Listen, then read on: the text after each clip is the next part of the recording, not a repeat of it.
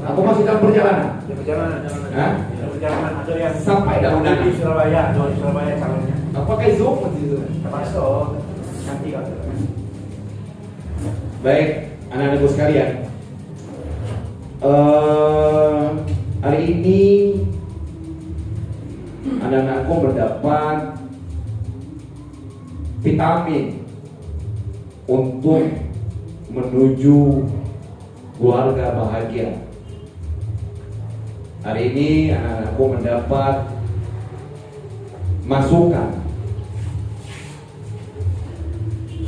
karena ini adalah program yang telah dibuat oleh pemerintah melalui Kementerian Agama, membimbing orang-orang yang ingin menempuh hidup berumah tangga. Hari ini kita mendapat bimbingan perkawinan. Aku ini pakai dasi ini sedang sekolah. Ketika mau belakang ini apa ada pakai dasi, ya, sedang pendidikan. Tapi melalui Zoom, ya, sedang pendidikan melalui Zoom. Jadi, ya silakan masuk.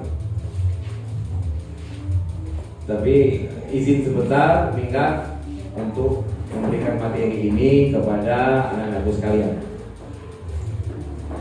Program yang dibuat oleh pemerintah melalui Kementerian Agama dalam rangka ingin membentuk keluarga yang bahagia, sejahtera.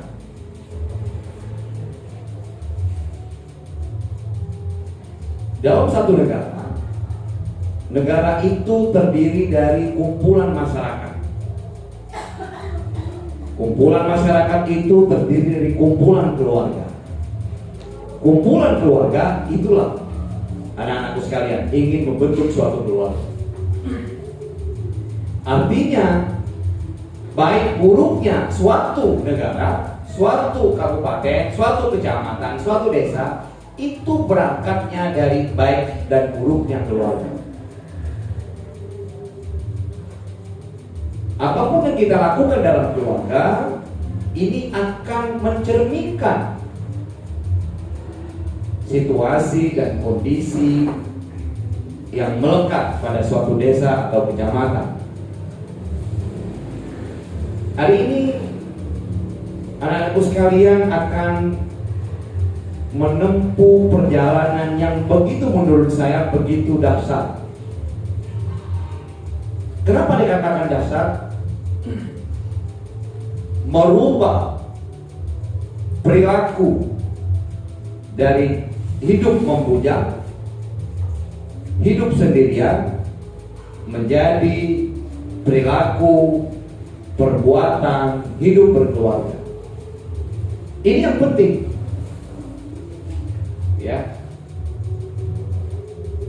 Kehidupan keluarga itu dikatakan mudah tidak mudah, dikatakan sulit tidak sulit. Bagaimana kita menerimanya sebagai bentuk dari keluarga? Anak-anakku sekalian, keluarga ini menjadi titik sentral bagaimana posisi kita sebagai suami, sebagai istri. Untuk menuju keluarga yang sakinah, yang diidam-idamkan, maka tidak mudah. Harus memenuhi beberapa kriteria. Saya menyinggung sedikit, nanti banyak materi yang lain. Yang harus dilakukan oleh anak-anakku, yang pertama adalah niat, meluruskan niat. Rasul mengatakan innamal a'malu binniyat. Semua perbuatan itu tergantung dengan niatnya.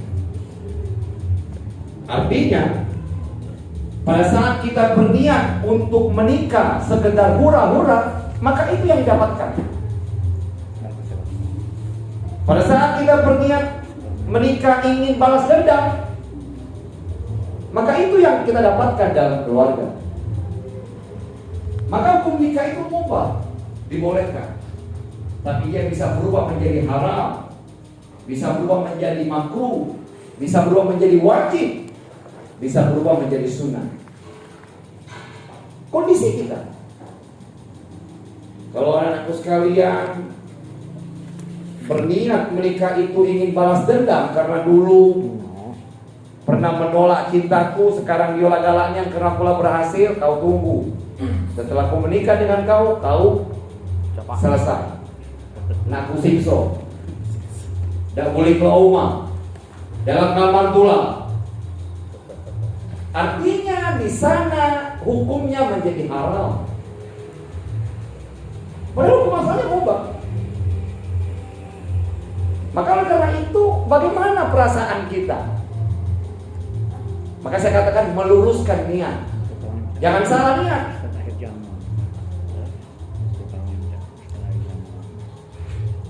Kapan nikah itu menjadi wajib?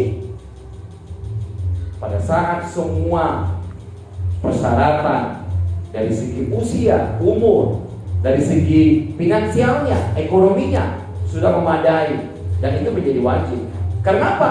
Untuk menghindari perbuatan-perbuatan yang dilarang oleh agama, yaitu zina. Wajib hukum. Artinya sekarang tergantung kepada anak-anakku sekalian. Bagaimana niat kita? Apakah niat kita untuk balas dendam? Apakah niat kita memang sekedar ingin dikatakan tidak mau membujang atau gadis? Takut dikatakan ketua gadis merangkap gadis tua? Atau ketua bujang merangkap bujang tua? Apakah sekedar untuk menghindari kalimat itu saja? Maka ini menjadi acuan kita. Berangkatnya dulu, nanti yang lain.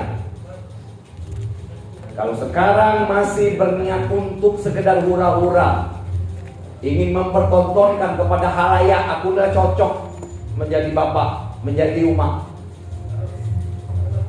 atau berniat bahwa kondisi ini takut dikata orang sebelah, lah bujang suhunya, lah ketua bujang. Maka mulai hari ini belum akan nikah, apa sudah dia akan nikah? Belum. Mulai hari ini, mari pasang niat itu. Ya Allah, aku ingin berkeluarga, ingin membentuk keluarga yang sakinah, mawaddah, warahmah. Nanti dikupas oleh materi yang lain. Bagaimana sakinah mawaddah itu? Jadi niatkan dulu, supaya jangan salah. Kenapa? Kita lihat di pengadilan agama, baru 6 bulan dengan Pak Penghulu sudah di meja Pak Hakim pengadilan agama. Tak cocok. Baru 3 bulan lanang ngaju gugatan cerai. Tak cocok Pak. Rupanya mudi selamuko. Bukan main pangi. Tak makan uban. Pagi ceramah, siang ceramah, malam ceramah. Nak tidur berjamaah pula. Pagi-pagi lalu piring terbang, lalu gelas terbang. Maka tadi salah satu program bimbingan perkawinan ini adalah untuk meluruskan niat kita. Ya, jadi anak sekalian, maka sekarang dipasang niat itu, niat untuk membentuk keluarga yang sakinah, mawaddah, warahmah. Tidak ada niat yang lain. Ya. Karena niat itu, perbuatan itu tergantung dengan niatnya. Itu yang kita dapatkan. Tadi saya katakan kalau misalnya niatnya untuk memamerkan musik nak tinggiku organ tunggalnya, biduan nak 20, ya, supaya dikatakan wah pakamnya. Ya, yang terpenting apalagi di masa pandemi ini, yang paling penting adalah ijab dan kabul. Yang lain itu mengikuti. Kalau ibarat pakaian saya ini, yang mesti ada pakaian dan celananya, dasi, jam tangan, itu aksesoris. Artinya akad nikah itu menjadi ukuran kita untuk menuju ke walimatul urus itu. Ya, ini yang terpenting. Yang kedua, nah, kenapa rumah tangga itu sering terjadi bentrok? Karena tidak ada persetujuan dari kedua belah pihak, antara lanang dan betina. Mulu kawan kau nak ke pengadilan, Mahmud, pokok kena rumah awaknya, bunga lantar itu, pasti pakso. Maka sebelum berangkat lebih jauh lagi, maka persetujuan kedua belah pihak itu harus, setelah niat terpasang, kita galak dengan Mahmud itu dari hati. Kita galak dengan Siti itu dari hati. Kita galak dengan Markona itu dari hati. Ya, silakan. Ya, itu dari hati. Tidak ada paksaan dari pihak lain. Dan tidak ada pihak ketiga yang mengompori supaya galak. Ya, tidak ada pihak ketiga yang mengompori. Artinya yang kedua yang harus ditanamkan antara yang lanang dengan yang betina itu ada persetujuan kedua belah pihak tanpa orang ketiga. Ini penting. Itu akan terpakai kakek. Masuk dusun gitu. Pada saat ribut, nah kau kena umak aku kalau kau salingan dengan Markona aku, kurang dengan Yuli saat itu. Kenapa tadi? Sekarang, kalaupun itu terjadi, ya dari awal ini harus ada sebelum beranjak lebih jauh. Ingat. Pada saat laki-laki mengucapkan aku terima nikahnya dengan mas kawin yang tersebut, maka secara keseluruhan kita sudah menjadi bertanggung jawab. Apapun bentuk istri kita, kalau dia kurang manis, nyuk gula. Kalau dia kurang masin, nyuk garam. Kalau dia kurang masam, nyuk asam. Kakek ini kurang manis, dalam bolo tempat lain. Jadi artinya pada saat aku terima nikahnya, konsekuensinya luar biasa. Pada saat menyebut aku terima nikahnya dengan mas kawin yang tersebut, maka seluruh konsekuensi penyerahan dari bak betino kepada kita sebagai seorang lelaki untuk bertanggung jawab. Tidak boleh lagi. Itulah yang terbaik. Kapan tidak baca masak? Buka YouTube. Beli buku cara memasak. Sekarang kadang sudah luar biasa. Tekan YouTube, cara buat gulai pindang. Aduh keluar. Dek, cara kita tuh. Saya mau makan pinang deh, ayo kita sama-sama. Awak ngiris bawang, kawan ngiris lengkuas, ya, kawan pilih cabai. Buka YouTube, ada tutorial cara memasak pinang. Karena bini dia baca masak pinang, galak yang baca masak pinang. Iya, jangan. Tadi kau sakit. Aku terima nikahnya dengan mas kawin yang artinya apapun bentuk istri kita, fisiknya, pekerjaannya, gaweannya, perilakunya, mari kita bina, kita olah. Inilah yang terbaik bagi kita. Itu konsekuensinya. Bukan mudah, memangnya bukan. Kau terima nikahnya dengan mas kawin itu sudah. Menasongkan apa? Nah, tidak baca. Itulah gono hari ini. Dijuk penjelasan. Banyak kan kasus kok ya 6 bulan di pengadilan. Macam-macam alasannya. Tapi isinya adalah sifat-sifat pribadi. Nah ini ya. Maka dari awal saya katakan persetujuan kedua belah pihak antara lanang dan betina. Tidak ada paksaan. merasa belum yakin lagi, balik kau tanya lagi. Iya. Kau tuh nak dengan pukul nak ni anak muda. Iya, ini penting. Iya. Apa kena kau tu nyengok baku baik. Akal tadi tu betul buku. Nanya, tapi tak apa-apa, nanya baik. Nanya baik. Iya. Lega. Ya. Lebih memantapkan. Ya, lebih memantapkan. Pokoknya nak kalau ditentukan jad lain terima lalu. Nah, kak, aku nak dan kak, aku nak dia luar dalam. Itu. Ya, maksud saya menceritakan ini adalah untuk dalam rangka menuju keluarga yang sakinah mawaddah warahmah.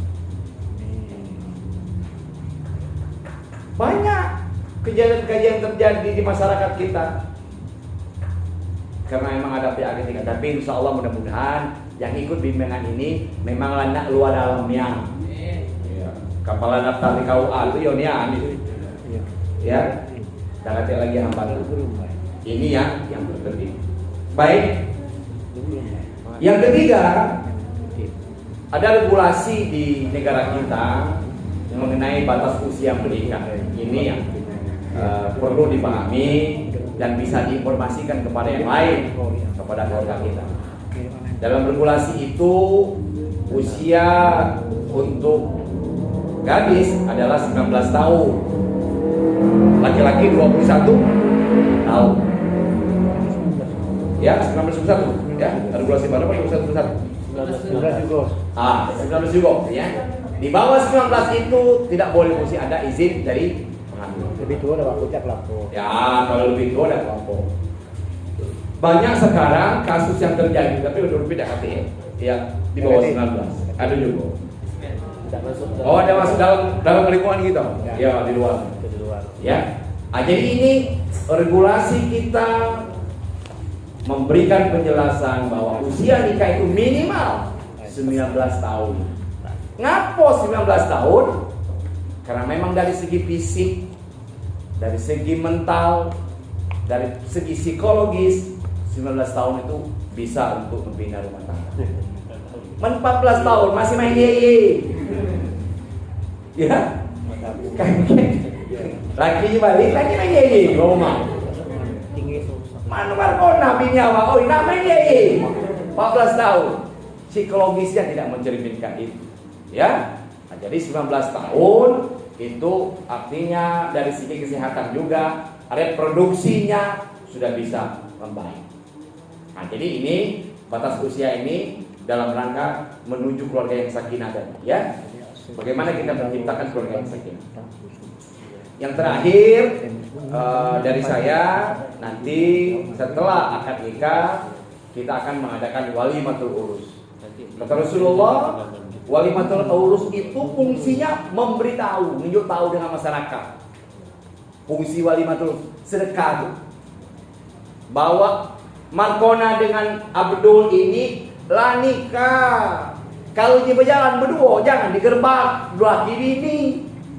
Itu maknanya. Nah, kalau untuk sekedar memberitahu kepada yang lain, artinya tidak perlu yang berpoya-poya. Kakek nak nyembeli ke bawah 5 iku, organ tunggal nak 3 iku, biduan nak 20. Malam tak boleh lagi. Ya, malam tak boleh lagi. Siang juga baca biduan 20. Iya baca. Nah, baca. Ke bawah nak 3 ikunya. Joget tak penting pegang. Makna substansinya walimatul urus itu memberitahu, menunjuk tahu dengan masyarakat bahwa Markona dengan Abdul pola nikah. Namun tahu lah, namun kata sen, ketok kenong nong. Masyarakat awal kau merobe, bahwa betul dengan Markona pola nikah. Dah berapa? Itu walimatul urusnya. Ya. Jadi maksud saya, jangan gagak sedekah, laju ni mengajuk, nak lari. Sudah kan nikah, uji baik, kita nak tak baca itu, sudah. Tapi jangan berpoya-poya, poyanya berhutang. Banyak itu kasus, sudah sedekah ke kebun pala, 3 tahun di situ, mulu nak maya utang. Kenapa nyembelih kebal, organ tunggal, berhutang kalau nama ya nyadap getah 3 tahun, dak keluar dari talam. Dah kata bunuh. Yang artinya semampu kita. Ya kalau sebatas kita mati biasa nyembelih itik dengan ayam, jadilah itik dengan ayam baik. Nah ini perlu saya tekankan karena emang kita ini masih gengsi. Dan menurut saya sedekah itu bukan tradisi yang harus dibesar-besarkan. Semampu kita. Kalau kita ada, alhamdulillah. Mendekati tidak apa-apa. Ya, mendekati tidak apa-apa. Artinya walimatul urus ini adalah bagian dari ijab dan kabul. Rasulullah ya, memberitahukan kepada sahabatnya, beritahu bahwa si A dan si B ini sudah menikah. Nah, memberitahu tadi adalah ya tadi tidak harus dengan yang kurang-kurang. Ya, ini penting. Tidak lemak nganenge si anu, aku tahunya si Siti dengan si Bedul itu kawin dan berhutang galau. Klik ini dapat balik dari talang 3 tahun. Nah, itu menjadi gosip. Nama keluarga tidak enak didengar, kita juga nak kerusun malu. Nah, jadi kalau memang bisa pakai organ tunggal, pakai organ tunggal. Itu kemana abang? Kepada Mak Nur tuh. Cukup, tidak apa-apa. Tinggal nyari. Ya. Yang penting prosesi ijab dan kabulnya itu yang penting. Ya. Pada saat ijab kabul selesai, sudah. Susah kan? Tidak apa-apa. Kalau kita tidak mampu, tapi kalau ada mampu ya laksanakan. Tapi jangan melampaui batas. Ya, karena ini dilarang oleh agama. Barangkali ini 8 poin yang saya sampaikan. Sekedar tambahan bimbingan. Ya, saya ulangi lagi. Yang pertama, luruskan niat mulai sekarang bahwa memang ini adalah pilihan saya dan saya berniat menikahkan si Anu ini. Memang dari hati saya ingin membentuk keluarga yang sakinah. Yang kedua, antara saya dengan si dia tidak ada paksaan, tidak ada pihak ketiga. Ya, tidak ada pihak ketiga. Artinya memang tulus dari hati saya.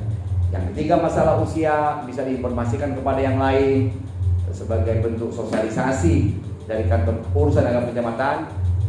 Nak nikah itu batas 19 tahun.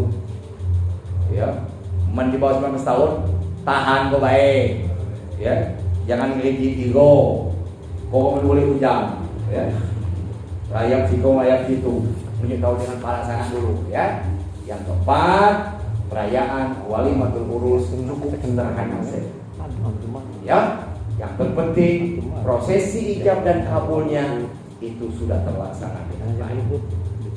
Barangkali ini saja aku tadi ingat sebentar baik, ya. Karena memang sedang sekolah sekarang harus di depan laptop. Mesti ada muncul muka, ya.